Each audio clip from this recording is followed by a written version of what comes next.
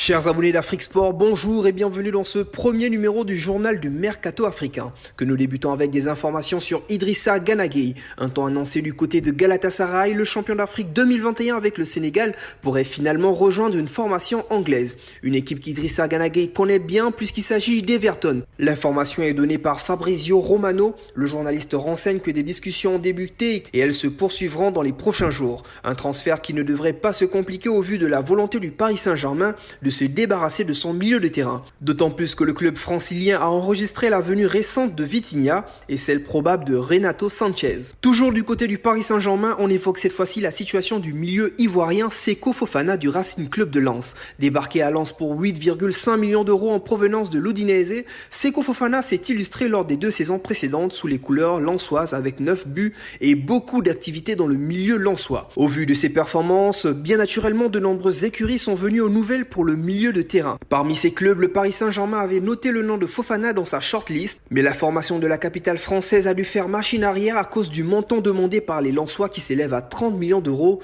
tout en privilégiant la piste Renato Sanchez. Mais dans une vidéo diffusée sur ses réseaux sociaux, le journaliste Romain Molina rejette cet argument et pense que l'influence de Jorge Mendes, qui est l'agent du milieu de terrain portugais, aurait pesé sur la balance. Il dit: on veut à tout prix faire Renato Sanchez. Pourquoi? Parce que derrière tu as Jorge Mendes. Vis-à-vis du joueur qui est arrivé de Porto, c'est pareil. Ce ne sont pas de mauvais joueurs, mais c'est toujours une question de réseau et ça ce n'est pas qu'un intérêt sportif. Fin de citation. Une mauvaise nouvelle donc pour l'international ivoirien. On reste avec le PSG qui souhaite à tout prix renforcer sa défense et creuserait la piste Rami Bensebaini, auteur de performances remarquées depuis son arrivée au Borussia Mönchengladbach. À l'été 2019, Rami Bensebaini a tapé dans l'œil de plusieurs cadors. Ce jeudi, le média Bild révèle en effet que le Paris Saint-Germain piste le latéral gauche de 27 ans. A priori, l'international algérien ne fait toutefois pas office de cible immédiate et le PSG passera à l'action seulement si Juan Bernat venait à quitter un couloir gauche ou Nuno Mendes, acheté définitivement pour 38 millions d'euros cet été, fait office de titulaire indiscutable. Auteur de 6 buts en 24 matchs la saison passée, Bensebaini suscite aussi l'intérêt du Milan AC.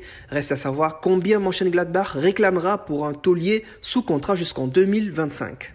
On termine ce journal du Mercato africain avec les officiels du jour. Le Bayern Munich a officialisé ce jeudi le recrutement du jeune arrière-gauche marocain Adam Aznou en provenance du FC Barcelone. Le jeune marocain de 16 ans a signé un contrat longue durée et va rejoindre l'académie du club bavarois. Le jeune prometteur était courtisé par plusieurs grands clubs, notamment par le Real Madrid. Adam Aznou Ben Cher a par ailleurs refusé de prolonger son contrat avec le Barça, préférant poursuivre sa formation en Allemagne.